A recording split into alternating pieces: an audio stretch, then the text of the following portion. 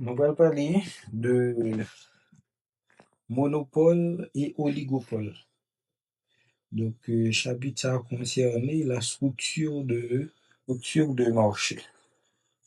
Pour nous capables et bien expliquer li, et puis pour nous résumer, nous avons essayé de faire un petit tableau pour que nous avons tout expliqué, tout ça qui est dans le tableau et structure de marché.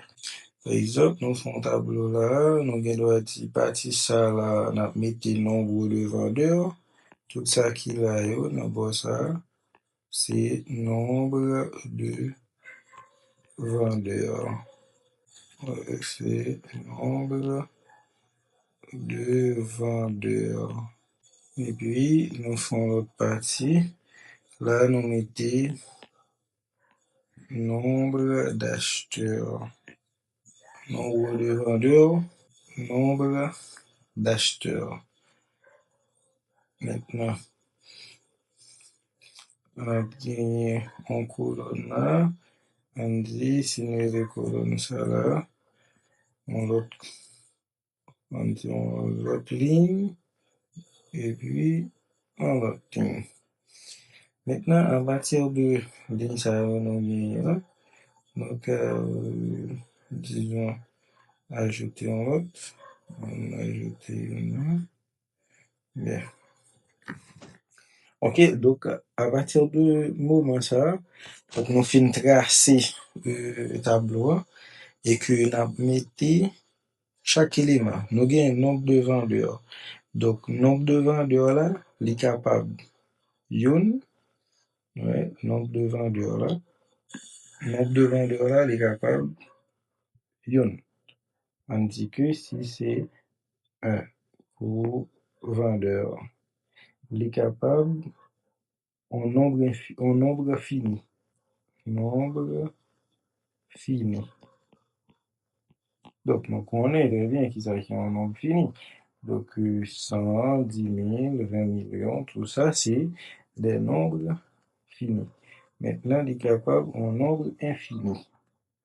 Le infini. Nombre infini.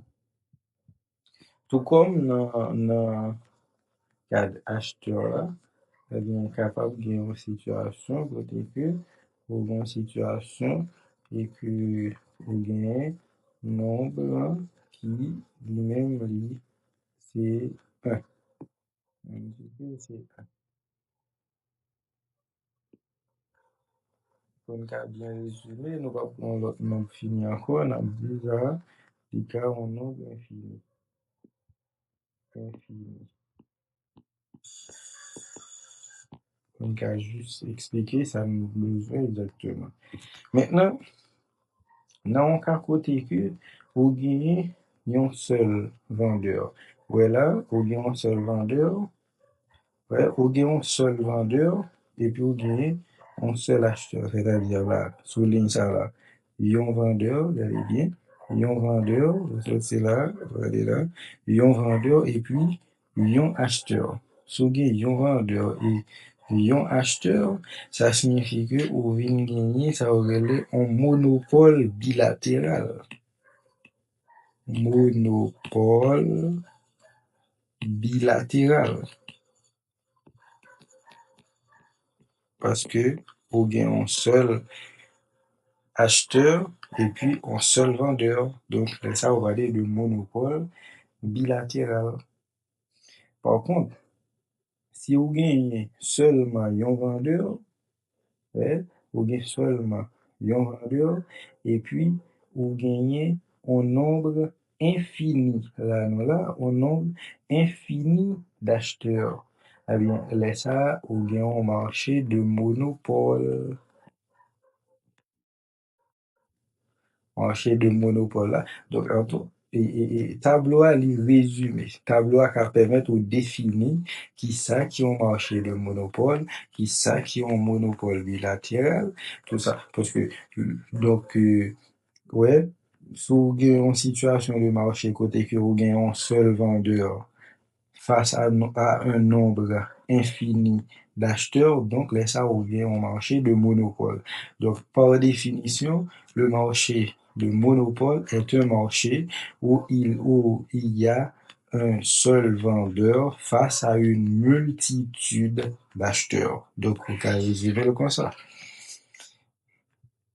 Maintenant, si gagner un nombre fini de vendeurs, maintenant, un nombre fini de vendeurs, avec un nombre fini de vendeurs, hein, avec un nombre fini de vendeurs, qui ça n'a gagné? Ou un nombre fini de vendeurs, et puis ou gagne seulement un acheteur. Les ça, ou gagne, ça, il y aurait de ça appel d'offres. Appel d'offres. Parce que vous gagnez un nombre infini de vendeurs et puis vous gagnez seulement un acheteur. Il y a ça appel d'offres. Maintenant, si dans la même situation, vous gagnez un nombre fini de vendeurs et puis vous gagnez un nombre infini d'acheteurs. Là, ça, il va parler de oligopole. Donc, ou gagne un nombre fini de vendeurs, mais ou gagne un nombre infini d'acheteurs. Donc, dans la situation, ça, il va parler de oligopole. Oligopole. Donc, comment on peut définir oligopole là? C'est une situation de marché où un petit groupe de vendeurs ou un nombre fini de vendeurs fait face ou font face à une multitude d'acheteurs. Donc, c'est comme si, au une situation de marché, gagner vendeurs, ouais, quelques vendeurs, mais gagner un paquet d'acheteurs. C'est ça, oligopole. Mais monopole là, lui-même, c'est une situation de marché côté que au un seul vendeur face à un paquet d'acheteurs. Si nous t'apprend pour Haïti, ou des prend marché de monopole, on dit que cigarette comme il faut. Ouais, cigarette là, eh bien, marché cigarette là, c'est un marché de monopole. C'est seulement compagnie comme il faut qui lui-même produit des cigarettes dans le pays là. Donc, il y a un monopole là. Si nous apprenons oligopole là, dans oligopole là, il y a l'autre catégorie, l'autre dit oligopole, c'est-à-dire un gros nombre fini de vendeurs, alors que un grand nombre infini d'acheteurs, eh bien, au cas prend, ça qui arrive, c'est deux vendeurs qui gagnent. Eh bien, s'il y a deux vendeurs, là, ça va parler de duopole. Duopole là sont sous-catégories de oligopole. Ouais, duopole là, il gagne seulement deux vendeurs là-dedans. Ouais, c'est ça qui différentiel. On parler de, alors c'est une sous-catégorie de oligopole. Exemple de duopole en Haïti, c'est une exemple GCell et Natcom, en duopole. GCell, Natcom. Donc, c'est deux compagnies ça, qui sous marché et télécommunication. Ouais. Donc, à bas service qui soit appel, tout ça. Donc, et deux compagnies ça constitué, ça me carré un duopole.